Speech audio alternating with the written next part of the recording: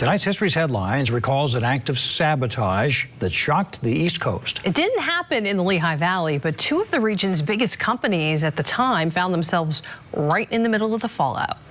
The earth trembled and flames lit up the night. This was Black Tom at Jersey City.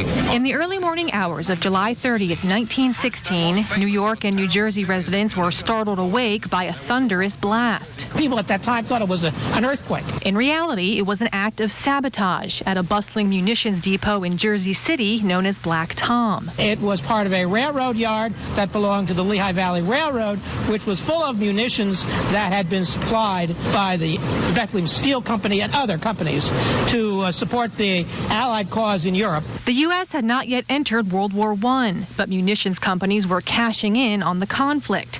On the evening before the disaster, Black Tom Island was packed with freight cars, barges, and ships holding millions of pounds of explosives. The first blast detonated just after 2 a.m. Among those who felt it was Ed Whelan, grandfather of local historian Frank Whelan. He was lying in a bed in the St. Francis Hospital in Jersey City, New Jersey. A year earlier, he had been involved in a motorboat accident that caused a host of medical problems. He, like many others, learned more details about the explosion in the days and weeks to come. At least 4 people had been killed.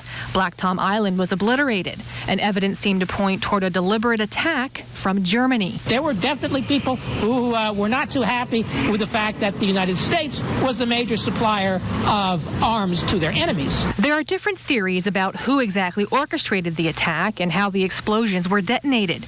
Regardless, it was a wake-up call for the U.S. It awoke a lot of Americans to the threat of German sabotage and the possibility that the U.S. would be drawn into a war with Germany. After the war, Bethlehem Steel sued the Lehigh Valley Railroad over the losses it suffered at Black Tom.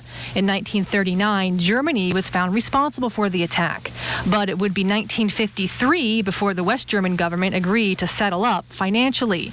The last payment was made in 1979, more than 60 years after the explosion.